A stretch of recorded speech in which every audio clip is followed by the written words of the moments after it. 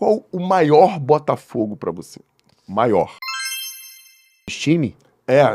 Qual o maior time do Ah, Botafogo? porra, o maior da história, cara, obviamente geração de ouro, é década de 60. É uma das maiores coisas, assim, abstratas que existem no planeta Terra, na minha opinião. A junção de Garrincha e Newton Santos é uma coisa que ela mexe com astro, assim. Pô. É de sacanagem, assim, o bagulho... Todo orgulhoso. Pra mim é indiscutível, assim, e pode chegar uma geração em que ganhe 5 Libertadores seguidas daqui a 70 anos, eu vou continuar com a mesma opinião, cara. Entendi. Mas é melhor a mesma coisa, né? Pra você. Cara, assim, eu acho que melhor. A gente tá falando A gente tá falando de um time, cara, que foi junto de um Santos, de um Palmeiras, de outros jogadores de Flamengo, de Fluminense, Vasco, que foi um time que moldou o que a gente tem hoje de relação com o futebol. Se não fosse essa geração de 60, se não fosse Garrincha, não fosse Pelé, não fosse Vavá, a gente talvez não tinha nem. A gente não teria nascido com a ligação que a gente tem com o futebol. Se o Brasil não ganha aquela Copa de 58, pelo que se fala, tipo assim, o Brasil ia meio que murchar em relação à cultura futebolística. E hoje a gente ia gostar de qualquer outra porra além de futebol. É muito louco isso. Um dos teus diferenciais com relação ao teu trabalho é valorizar isso. É conhecer essa história. Conhecer essa história. Conhecer essa história. Conhecer o que a gente não viu, cara. É muito importante você conhecer o que você não viu. Sabe? Isso eu acho muito importante. Isso é maravilhoso. Parabéns, irmão. Pô, parabéns mesmo. Irmão, a gente tá falando aqui de uma parada. Não tem como não te perguntar, todo mundo já te perguntou sobre a SAF, sobre John Textor, mas eu vou fazer uma porra diferente. Quais são, desde quando começou, 2 anos e meio, né, de SAF, não tem? Tem 2 anos. 2 anos? 2 anos. É pouco tempo. É pouco tempo pra você se reconstruir um clube do tamanho do Botafogo, do jeito que estava o Botafogo. Quais são os pontos positivos e negativos desse período aí que você vê, cara? Pô, cara, de verdade, positivo é quase tudo. Perto do que tava, sabe? Positivo é quase tudo. O Botafogo não tinha... Se não fosse o investimento da SAF, o Botafogo cairia pra segunda divisão em 2022 de novo. E teria jogado a Série B em 2023. Isso é fato. Você vê as contratações que o Botafogo tava fazendo, e não é por incompetência de quem tava lá dentro. É pelo que dava, irmão. O Botafogo contratou o Klaus, que era um reserva naquele momento eu não me lembro se era do Ceará, né? Era um reserva do Ceará. O Fabinho, que era um volante, né, que depois, né, foi jogar no Sport, ou seja, um atleta que estava no nível de segunda divisão. O Botafogo buscou atletas, cara, que estavam ali num nível brigar para não cair firme. E aí vem o investimento da SAF, o Botafogo realmente...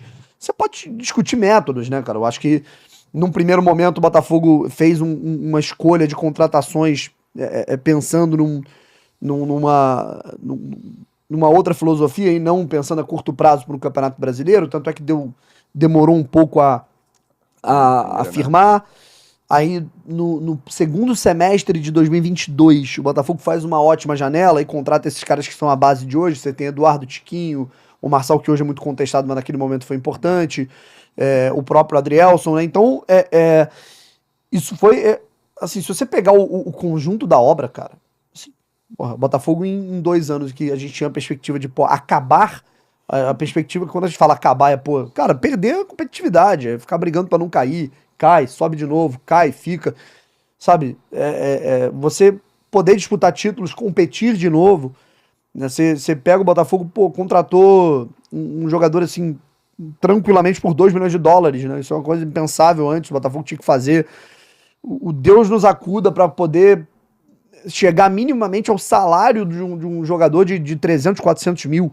Hoje, 300 mil reais para um jogador do Botafogo é considerado barato. Antes era o maior pagamento, sabe? Então, isso tudo tem que ser levado em conta, cara. A galera, tipo assim, ela tem que ter olhar de cima, né? O que mudou, né? O que não significa que não tenha erros, sabe? Acho que pontos negativos nesse momento, eu diria que o ponto negativo que eu particularmente enxergo é a gente não ter uma hierarquia ainda bem definida no futebol do Botafogo. É igual agora. O Mazuco foi embora, foi demitido. Não, foi demitido. Ele pediu demissão e foi pro Atlético Paranaense. Até o momento o Botafogo não tem nenhum substituto, não dá nenhum indicativo de que vai contratar. E fica por isso mesmo, né? E aí o John Textor decide tudo. Ele é o dono do Botafogo, então naturalmente todas as decisões têm que passar por ele. Só que o problema é que ele tá aqui, cara. Então, se ele não tá aqui, ele não tá vendo o dia a dia, ele não tá vendo o que tá acontecendo, ele não tá... não há um amparo, digamos assim, de cima pro Arthur Jorge nesse momento. Então, essa hierarquia no Botafogo eu considero meio deficitária. Parece o Vasco, assim, dando as proporções, porque todo mundo reclama aqui, né, que não tem ninguém aqui no Então, Rio. o problema do Botafogo não é diferente, porque o John Textor, ele é um cara que ele não se faz ausente. Isso, ele tá Ele aqui é um cara que ele deu merda, aconteceu alguma coisa, ele tá aqui, ele pega o avião, ele chega no Brasil, ó, tá acontecendo isso, tô aqui e tal, beleza.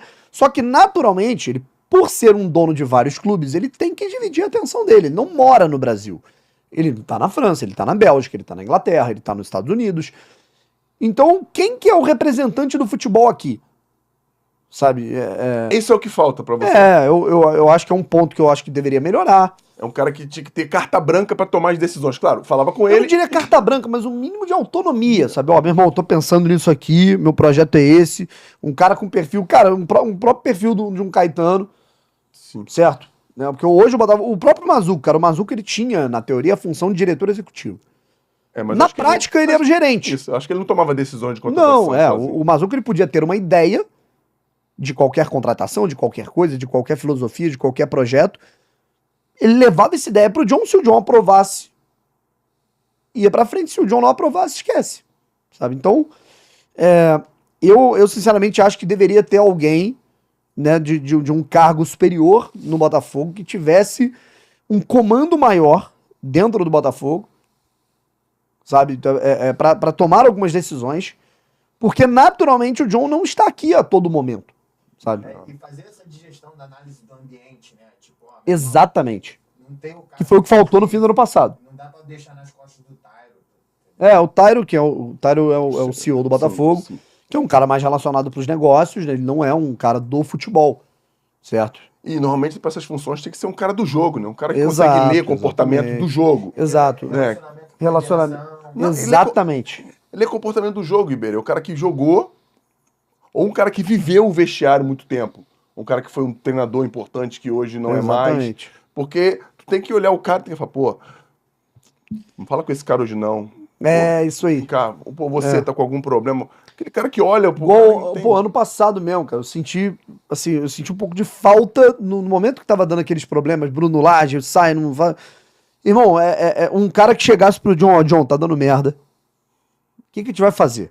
Os caras têm a sua opinião. E aí? Sabe? Então eu acho que faltou isso para que não se tomasse tantas decisões intempestivas. Falar isso hoje é muito fácil. Muito fácil. Mas é um sentimento que se tem, assim. Mas quem tá lá dentro tem uma leitura muito melhor do que quem sabe das coisas, né? Quem tá lá dentro tem essa leitura. Quem sabe o jogo, quem viveu o jogo vai ver, pô, vai dar merda. Pô, esse cara não tá feliz, aquele não tá feliz. E quando... Tu sabe quando um cara tá puto porque não jogou, ou que reserva, mas tu entende quando o ambiente não está feliz, mesmo bem. Isso é um problema muito grave. Quando você tá ganhando, quando você ainda tá lá em cima e você percebe que as coisas não estão bem, a atmosfera tá pesada. Se você olha pra 3 semanas atrás e, porra, era outra coisa. Isso aí que começa a dar problema. E esse cara que tem a percepção do jogo consegue ver isso melhor. Porra, tu tem tudo...